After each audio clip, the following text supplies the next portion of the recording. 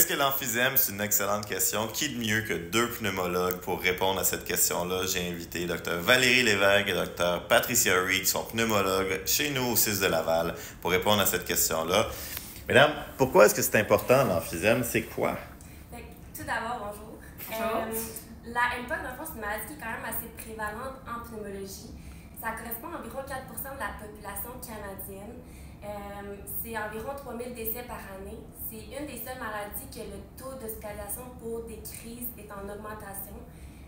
Ça amène souvent des décès et des visites aux soins intensifs également avec nécessité de ventilation. On se fait souvent demander c'est quoi la différence entre l'emphysème, la bronchite chronique ou la MPOC.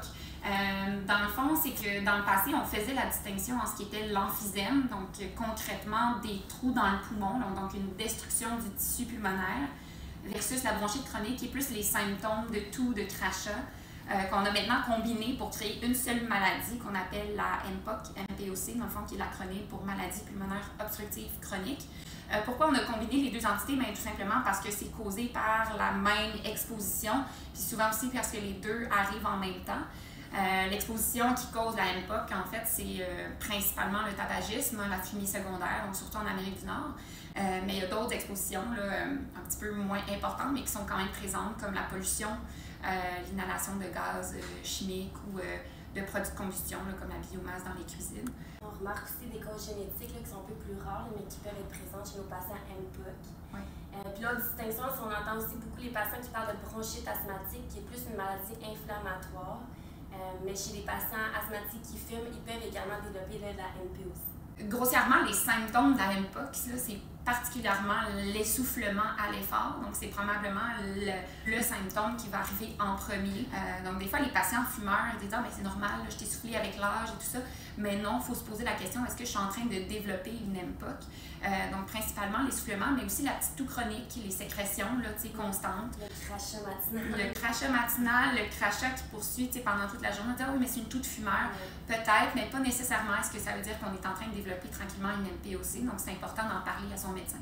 Exact. Puis de faire des examens, dont la spirométrie, parce qu'une imagerie, c'est pas suffisant là, pour diagnostiquer la MPOC. Oui, on entend ça des fois, le rayon X montre de la MPOC. C'est pas vrai, là, on ne fait pas un diagnostic par imagerie, on a vraiment besoin d'un test de fonction respiratoire pour faire le diagnostic de la MPOC. Pour le traitement de la MPOC, on passe beaucoup par les inhalateurs et les pompes, mais on a d'autres techniques, là, thérapies qui s'en viennent là, dans le futur pour aller traiter des points particuliers vraiment de la MPOC. Fait qu'il y a beaucoup de choses à venir. Mais je pense que la clé du traitement vient beaucoup de l'arrêt tabagique. Et chaque essai d'arrêt vous rapproche d'un arrêt définitif. Il y a comme un mythe là, qui circule aussi comme quoi le poumon se régénère.